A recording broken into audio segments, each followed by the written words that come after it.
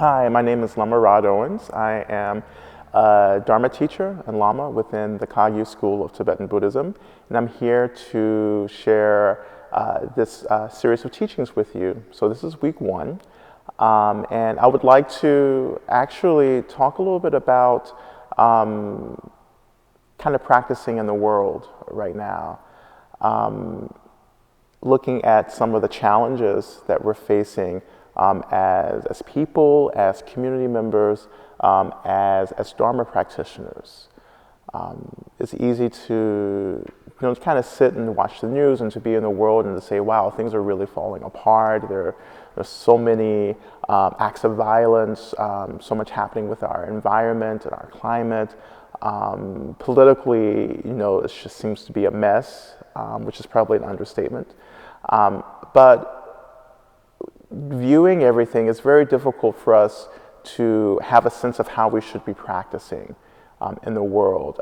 It's really easy to say, well, you can practice compassion, you can practice loving kindness, or you can practice, for instance, in my tradition, Tonglen, or exchanging oneself for others. It's easy to say just do that, but there are really significant obstacles and challenges to doing that. So this series of talks for Tricycle's online retreat, we will be really examining some really strong and poignant strategies from my tradition, Tibetan tradition of Tantric Buddhism. So this week, I really wanted to talk about this idea of a vulnerable compassion, which I see as critical and necessary if we are to be bodhisattvas in the world as the world is right now. But before we get to that, I think it's important for us to kind of generate a sense of refuge, which I rely on as a number one strategy for my work currently in the world. In Buddha Dharma, we understand that there are three sources of refuge, or three precious jewels. The first of those jewels would be the Buddha. And the Buddha not only in this sense represents the historical Buddha, but also the Buddha represents the teacher. We can say the archetypal teacher that emerges for us in our lives.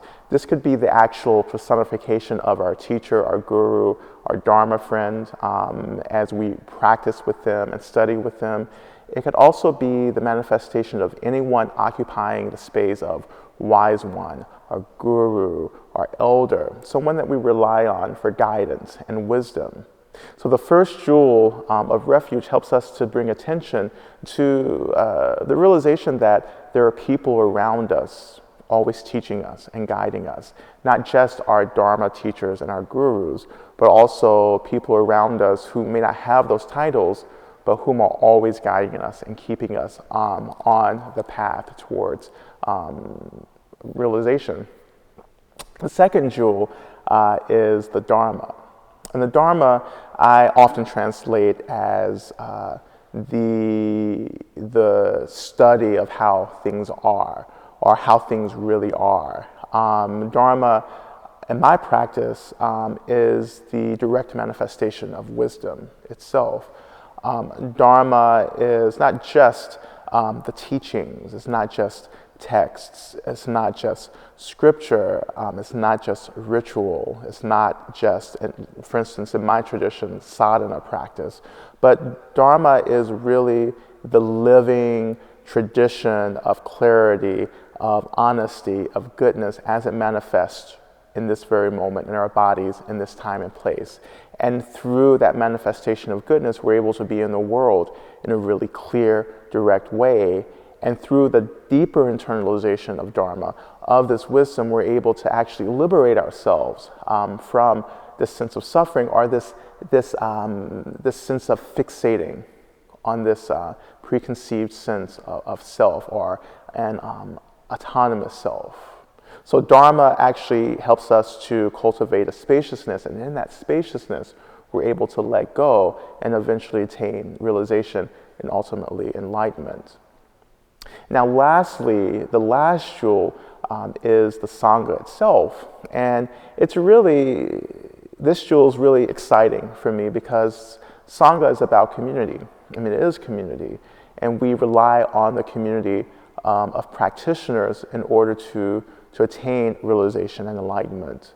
I understand the community to be those individuals who are understanding and aligning themselves with the teacher, the Buddha, the Guru, the first jewel, and the same community who actually is practicing and taking the Dharma seriously. And so the community is a support network. It's a workshop, if you will, that allows us to deepen our practice of Dharma. And often that deepening is through being influenced by the example of others within the community, but it's also really influenced by conflict. So we enter into Sangha, and the primary goal and purpose of Sangha really isn't to maintain a comfortable, perfect, harmonious environment. I mean, that's nice when that happens, but ultimately, what Sangha is a training ground, a workshop where we're actually able to kind of bump against each other. We're kind of able to kind of bump heads in a way that can be compassionate and loving, but we use conflict in order to deepen our practice. So the Sangha is a sacred environment. So sure, and we have other environments where we are always in conflict.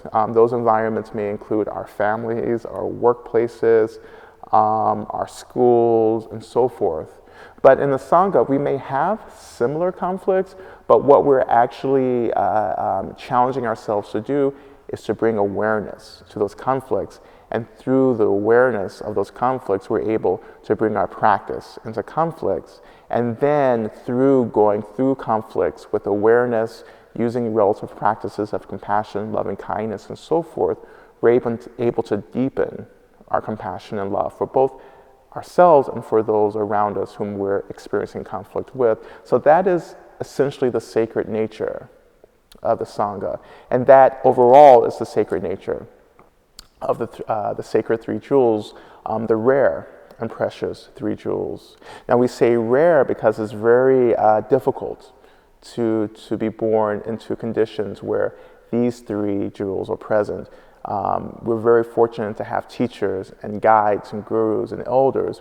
We're very fortunate to have exposure to true, pure, authentic Dharma and wisdom and teaching. And we're also very fortunate to be in communities of like-minded practitioners and individuals who are going towards the same goals that we are, to be happier, to be more spacious, to be free, ultimately to be enlightened. Now, when we consider the path of Vajrayana, of Tantric Buddhism, which is my tradition, we actually have three secondary routes of refuge.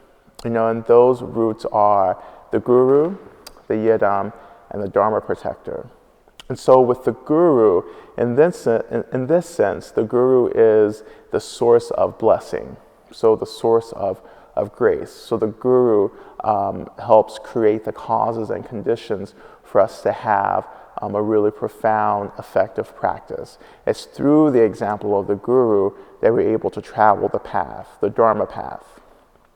Secondly, the Yidam, or the meditational deity in Tibetan Buddhism, is the source of accomplishment. So through the practice of a Yidam, which is a very high, very esoteric kind of lineage of teachings, or a tradition of teachings within Tibetan Buddhism, through the Yidam practice, we're able to accomplish tremendous and direct realizations of mind itself. We're able to accomplish the realization of what we call in the Kagyu school, Mahamudra, the great seal, the great gesture. And the great gesture refers to the nature of mind itself, that everything that arises, all phenomenal reality, is really pointing back to its essential nature, which is the nature of the integration of emptiness and luminosity. And that luminosity is not about light. It's not this kind of a phenomenal brightness, but that luminosity actually refers to the energy of potential. So we're talking about the emptiness, the space that arises naturally, and within that space there's this tremendous potential. And because of that potential, that energy of manifestation, we give rise to phenomenal reality. And through also we give rise to our levels of confusion and ignorance. So the yidam helps us to connect to that and to move through that. And finally, we have the root of the Dharma protector, which is very prominent in the practice of Tibetan Buddhism or Tantric Buddhism. The Dharma protector is the blessing of activity, and that activity is really aligned with blessing us, helping us to have the causes and conditions for an effective Dharma practice. So the literal kinds of support that we need to practice, like food, clothing, shelter, medicine, access to teachings, and so forth, we all need those components in order to have a practice. So our reliance and taking refuge in the Dharma protector actually helps us to bring about those kinds of conditions. So together we have the prayer and the precious and rare 3 jewels of the Buddha, Dharma, and the Sangha, along with the secondary roots of blessing in the Tantric tradition of the Guru, the Yidam, and the Dharma protector. And so for us, we bring those together into this really profound, direct, and amazing kind of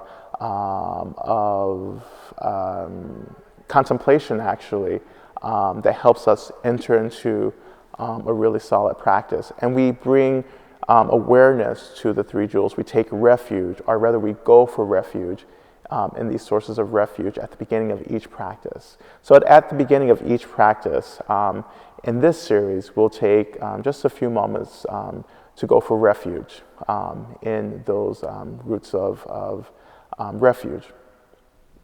So moving forward into the kind of the heart of this first session, vulnerability and compassion.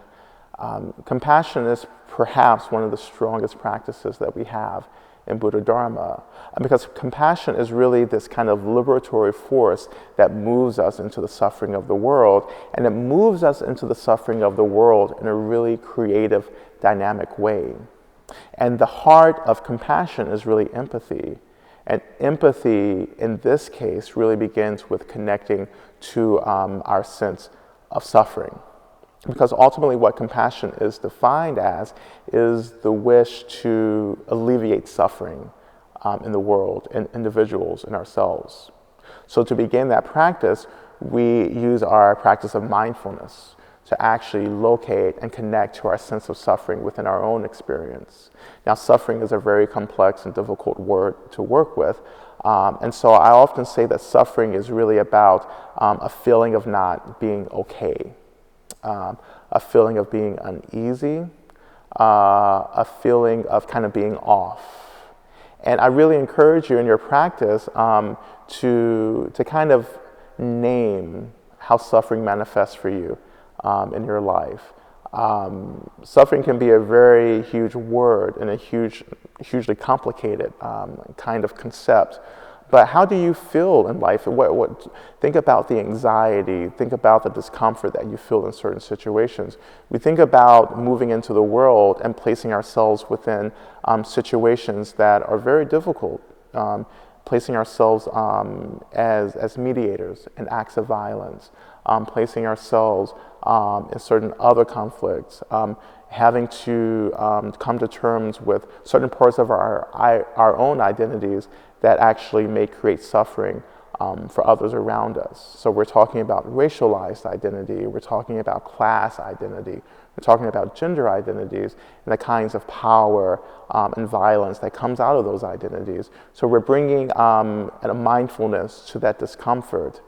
And because we identify with our own discomfort, we say, well, I'm experiencing this. Whatever kind of discomfort I am going through this, I'm experiencing this.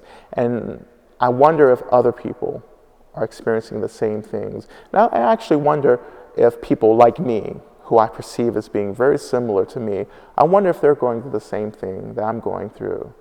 And then from that kind of contemplation, our reflection actually moves from inside, and we actually start relating to the world, the outside world, from our own internal environment.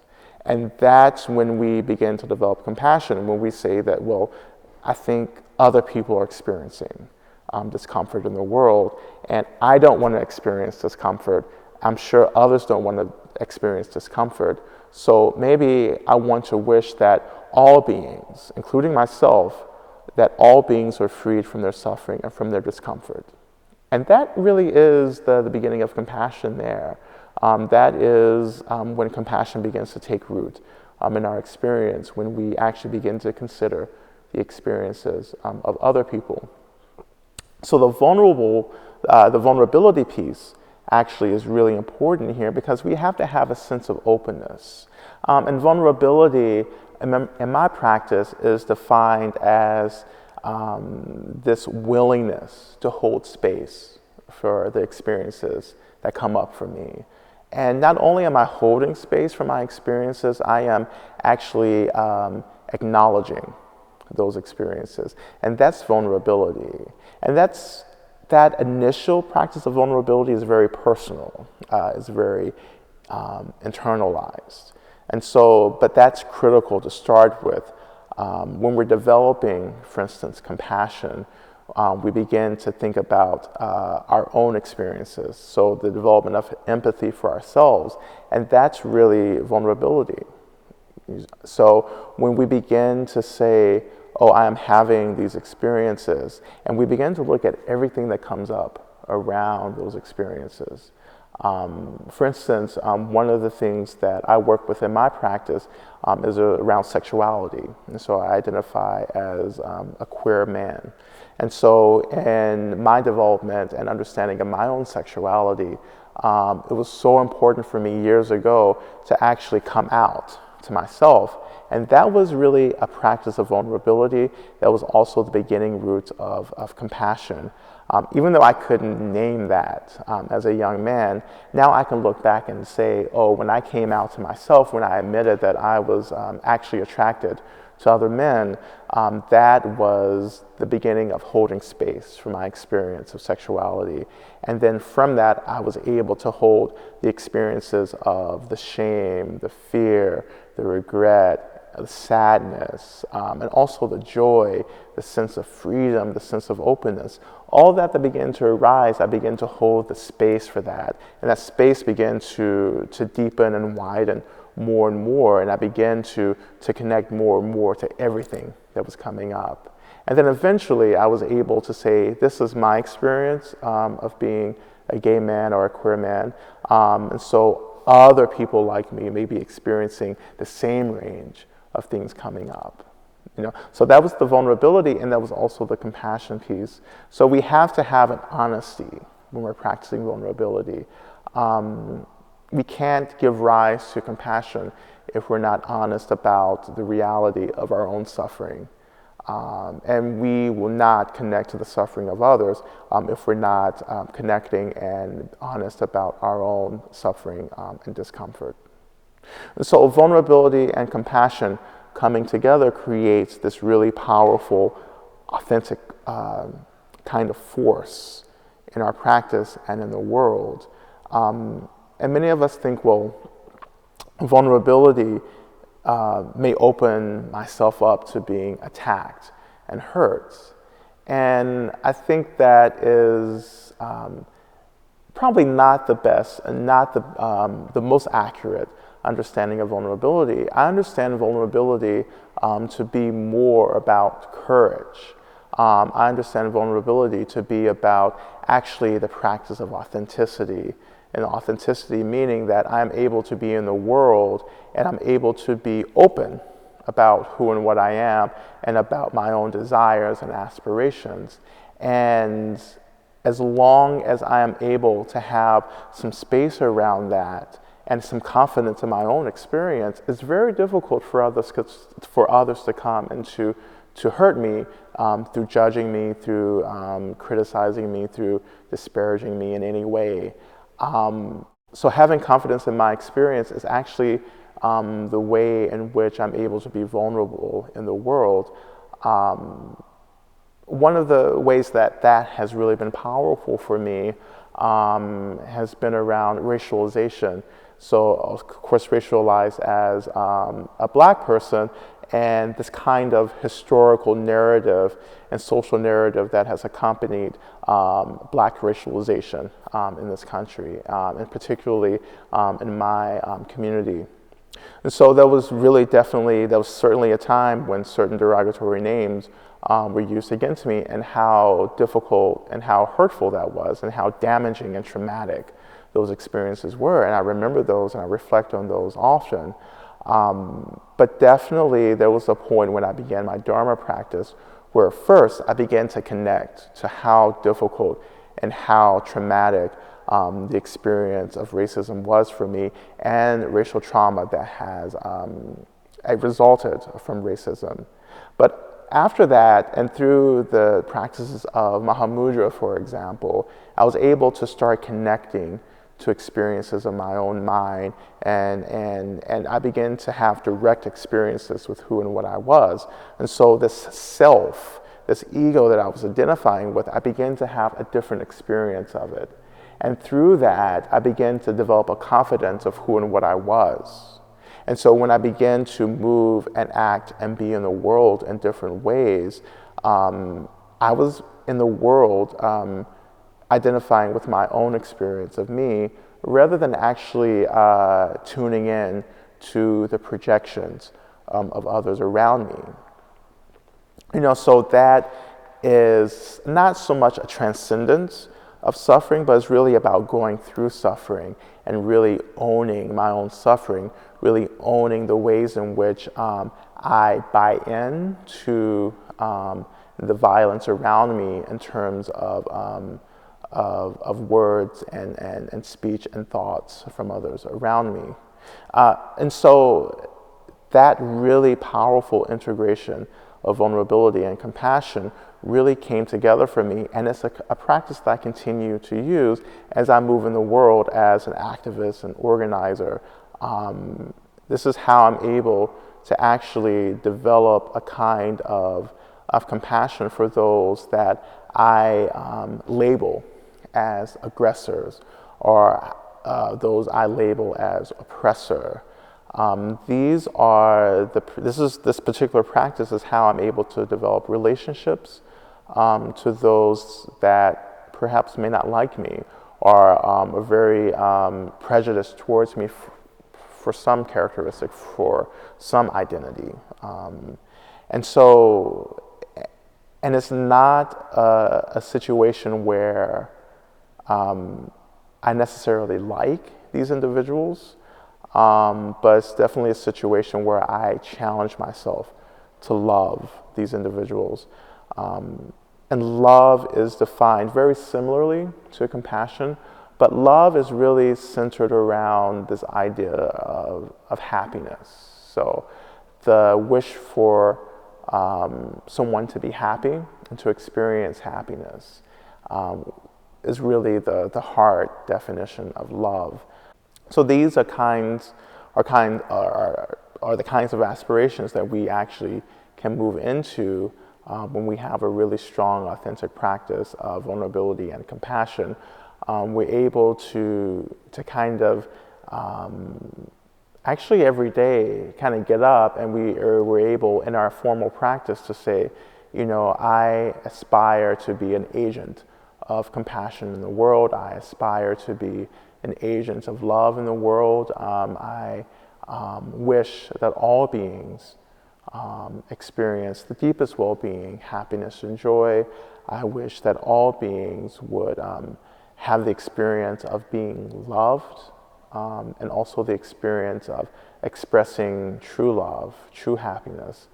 I wish that all beings could have the exposure and access to all the beautiful, profound, poignant strategies of transformation that I have.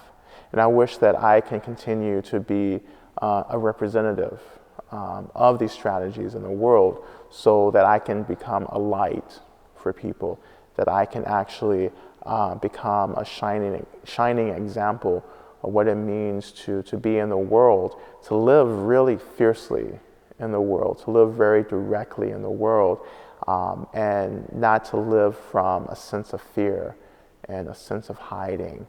but to live open and fierce and bright and loving and compassionate. And please join us again for week 2, when we will be continuing our discussion of compassion and examining the fierce and fabulous practice of Tara, the Mother Liberator.